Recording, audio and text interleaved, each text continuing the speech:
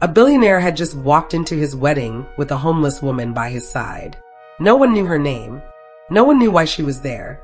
But when she opened that journal, the truth shattered everything. And what she did next was nothing short of revenge. The music was soft, strings and ivory keys floating through the warm afternoon air. Laughter mixed with the clink of champagne flutes. White roses climbed up gold archways. Everything was perfect. Almost too perfect. Then the limo door opened. At first, no one noticed her. One foot stepped out, bare and calloused, then the other.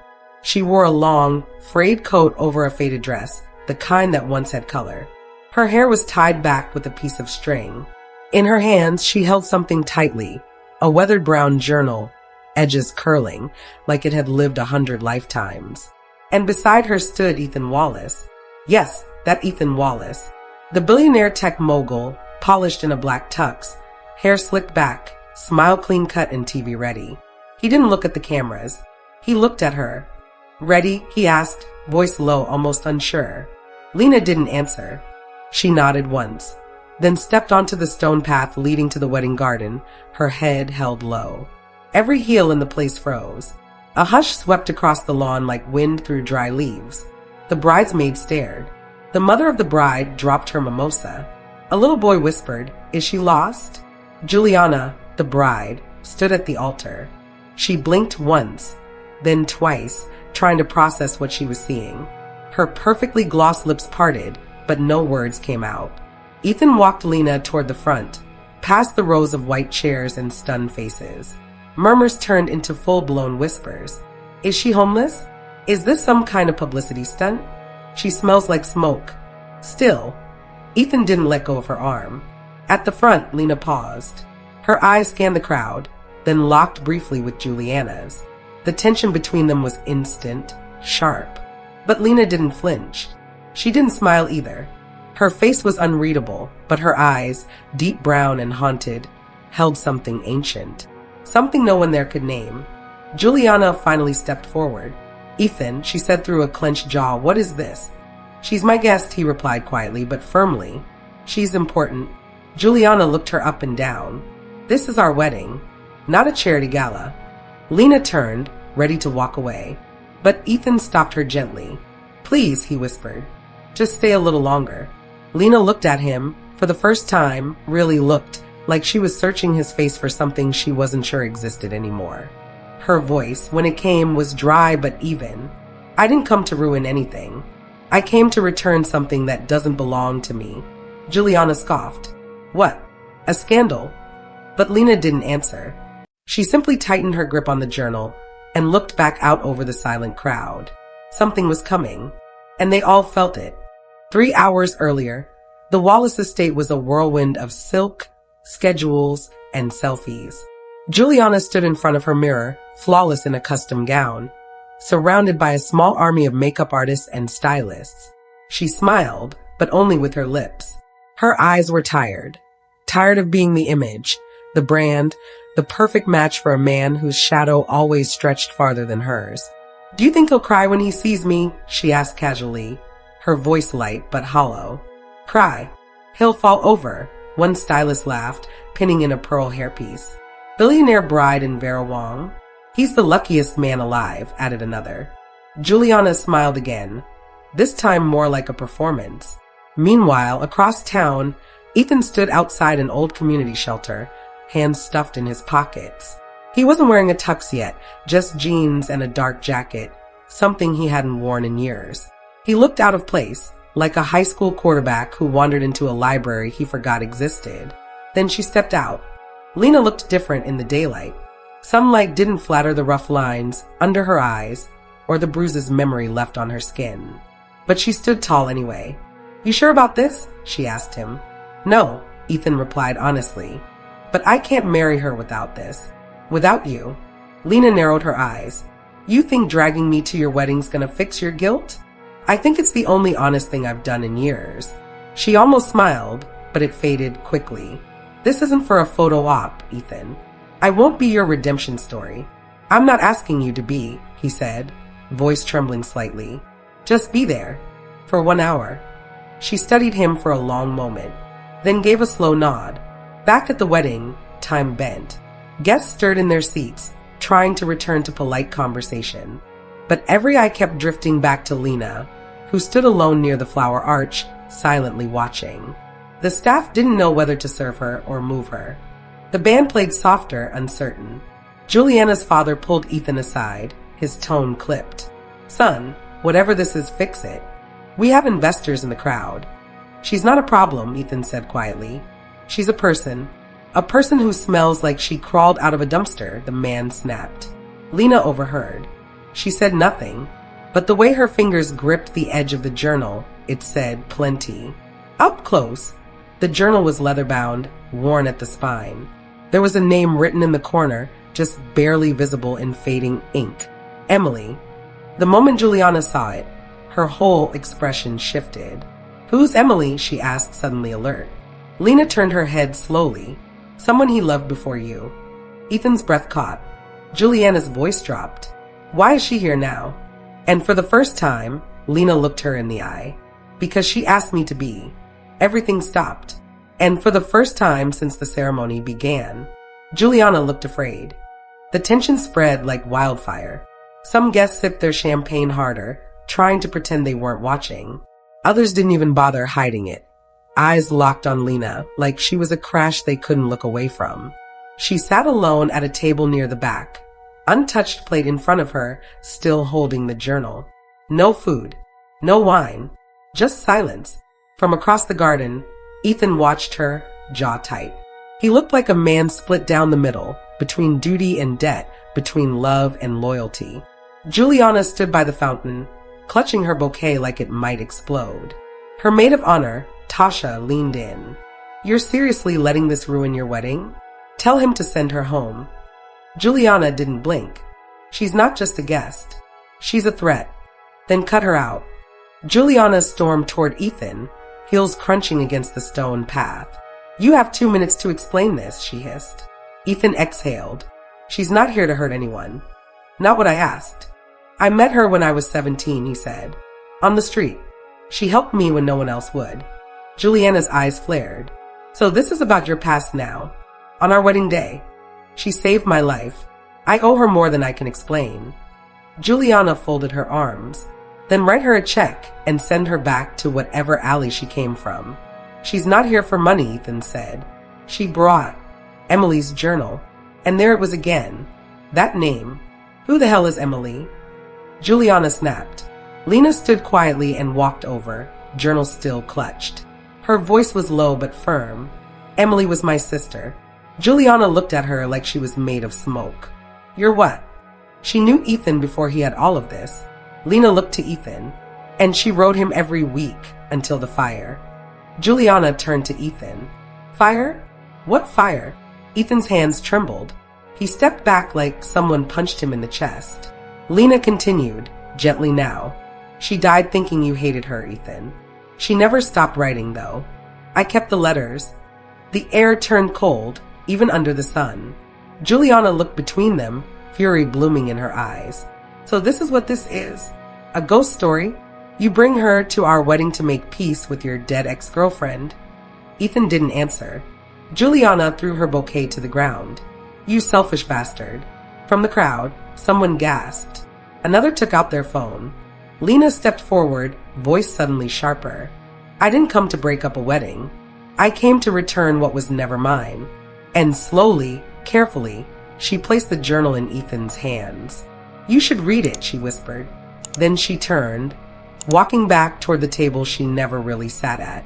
The whispers rose louder now, curling through the air like smoke. A wedding unraveling in real time. A billionaire exposed. A homeless woman carrying the past. And none of them had any idea what was really written in that journal. The gold-trimmed garden felt smaller now, more fragile. Guests huddled in clusters, pretending to laugh, pretending not to stare. The caterers moved slower. The violinist didn't know what to play anymore. Ethan stood frozen in the middle of it all, holding the journal like it was radioactive. Juliana had disappeared into the estate house with her maid of honor trailing behind. No one dared follow. Lena sat quietly again. Same spot, same posture. But her shoulders had dropped. Not out of defeat, more like exhaustion. Ethan approached her with slow, unsure steps. He sat beside her. I haven't seen that name in over 10 years, he said softly. Lena didn't look at him. I know. She noticed. He turned the cover open, carefully, like it might fall apart in his hands. The first page was a letter. Ethan, I don't know if this will ever reach you. I don't even know if you're alive. But if you are, I want you to know it wasn't your fault. His fingers trembled. I thought she died hating me, Ethan said, his voice barely above a whisper. I left that night. I ran. I should have gone back. I should have done something. Lena finally looked at him. She knew you'd blame yourself. That's why she kept writing. That's why she made me promise, if I ever found you, I'd give you these. Tears welled in Ethan's eyes, but he blinked them back. I tried to forget everything about that year, he said. The shelters, the hunger, the fire. I thought if I built enough, bought enough, climbed high enough, it'd all stay buried. Lena's voice was calm, but heavy. We can bury memories. Doesn't mean they stop breathing. A long pause. She was the only person who believed in me back then, Ethan said. She gave me something before I even knew how to give anything back. You gave her hope, Lena said, even if you didn't know it. They sat there, surrounded by whispers and rose petals and designer judgment. But in that moment, they were just two people, one grieving the past, the other carrying it. Then Ethan looked up, and for the first time all day, he really looked at her. You never asked me for anything, he said slowly. Why come today? Lena's expression shifted, just slightly. Because it's time, she said, for you to know what she died thinking, and for me to finally let go of it. Ethan swallowed hard. Let go of what? Lena looked down at her hands, calloused and shaking. Guilt, she said. The kind that keeps you cold even in the sun. He nodded, ice glassy. Yeah, I know that kind. They sat in silence. Not awkward, not forced, just quiet. Across the garden, Juliana reemerged. Her dress was still pristine, but her posture was sharper now, colder. She walked like a woman who decided something, and she was walking toward them. Juliana's heels clicked against the stone like gunshots. She stopped a few feet from Ethan and Lena, arms crossed, voice cool. So what is this now? A reunion? A guilt trip? Or are you canceling the wedding in front of 100 people? Ethan stood slowly, the journal still in his hand. I'm not canceling anything. I'm trying to understand something that's haunted me for years. Juliana scoffed. Oh, now you want to get emotional? With her. Lena stood too. Her voice didn't rise. It didn't have to. Don't make this about you, she said. It's not. Juliana's eyes narrowed. Excuse me. Ethan stepped in between them. Juliana, please. Just let me say this. The garden grew still again, guests inching closer without meaning to. I was 17, Ethan began, living in an abandoned duplex on the South End. No money, no family, just a backpack and a list of lies I told to stay alive. He glanced at Lena. She was there, and so was her sister, Emily. Lena's eyes flickered at the name. She used to leave food outside my door. I never asked her to. Never thanked her either. Just took it. I was too proud back then. Juliana didn't move. Her eyes stayed on him, unreadable. Then one night, Ethan continued, I left a candle burning. I was reading and I fell asleep. His voice cracked. There was a fire. It spread fast. I ran. I thought Emily had gotten out. But she didn't. Now Lena stepped forward. She went back in for you, Ethan. The crowd gasped softly. What? He breathed. Lena nodded slowly. She thought you were still inside. She screamed your name until the ceiling fell. Ethan's knees almost buckled. He gripped a chair to steady himself. I didn't know, he whispered. She didn't blame you, Lena said gently.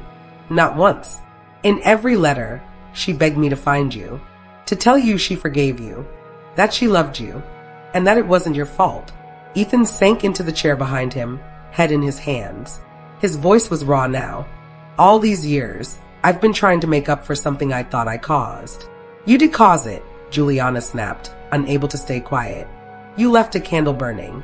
You ran. And now, on our wedding day, you bring the ghost of that mistake to ruin everything you've built. Ethan looked up, tears in his eyes. It's not about ruining anything. It's about facing it. For the first time, Juliana stared at him for a long beat. Then her tone changed, lower, bitter. She's not your past, Ethan. She's your excuse. He didn't answer. Didn't have to. Juliana stepped back. You want her here? Fine. But don't expect me to smile through it. She turned and walked away, disappearing into the crowd once more. Lena looked at Ethan. You okay? No, he said honestly. But maybe for the first time, I want to be. He opened the journal again. Emily's words stared back at him. And for the first time, the memories didn't burn, they breathed. The garden was quieter now. Not out of peace, out of discomfort. Guests lingered near the cocktail tables, unsure whether to stay or politely escape. The string quartet had stopped playing altogether. Ethan sat alone with the journal in his lap, flipping slowly through the pages. Every line Emily had written to him, it wasn't just about love. It was about believing he could become more than what he'd been. And he had, just not the way she'd imagined. Lena stood a few steps away, arms crossed, watching the horizon. The wind lifted strands of her hair, and for a moment, she looked like she didn't belong to any world, his or hers. Ethan stood up, closing the journal. Why didn't you give this to me sooner? He asked. Lena didn't turn around. I didn't think you'd remember her. Or me. I never forgot either of you, he said quietly. I just didn't know how to face it. She nodded slowly. You faced it now. He took a step closer. Lena, you don't have to leave. She turned this time. Her eyes were clear. Calm. Certain. Yes, I do. You could stay, Ethan said, desperation creeping into his voice. Not here at the wedding, but in the city. I could help you start over. She smiled. Not out of joy, out of kindness. I didn't come here for a second chance, she said. I came here to close the door on the first one. Ethan looked down, swallowing hard. I want to help. You just did, she said gently. You listened. You remembered. You let her be heard. She stepped forward, placed a hand over his for a brief second. I'm not a symbol, Ethan. I'm not a lesson or a ghost. I'm just someone who carried a message for too long. And now I can finally put it down. He looked like he wanted to say more, but couldn't find the words. So he just nodded. Lena turned, walked down the stone path, past stunned guests and abandoned wine glasses. She didn't flinch, didn't rush. One by one, people stepped aside, giving her space. As she reached the gate, she paused, glanced back at Ethan one last time. He was still standing there, journal in hand, eyes on her like he was seeing the truth for the first time. Then she walked away. No applause, no fanfare, just the quiet grace of a woman who'd finally said everything she needed to say, and left the rest behind. Days passed. The headlines had a field day. Billionaire's wedding scandal. Mystery homeless woman shocks elite guests. Runaway bride. Juliana Park leaves ceremony after emotional breakdown. Who was Emily? Inside the journal that stopped a billion-dollar wedding. But Ethan didn't respond to press calls. He didn't issue a statement. He didn't spin it into a narrative. He disappeared from the public eye entirely. People speculated. Maybe the wedding was just a publicity stunt. Maybe the woman was an actress. Maybe Ethan had finally lost it. They didn't know the truth. But Lena did. 3 months later, Ethan stood at the ribbon-cutting ceremony of a brand new community shelter. No press, no luxury. Just warm lights, real food, clean beds, and a sign above the door. The Emily Wallace Center for Second Chances. Inside, he placed the journal in a glass case, open to the first letter. He stayed for hours, talking, listening, remembering, not as a billionaire, not even as a man who'd made mistakes, but as someone who finally understood what it meant to owe something deeper than money. Far across the city, a quiet pair of boots sat outside another's shelter, well-worn but dry. Next to them, a folded note. You kept your promise, Em. There was no name, but she didn't need one.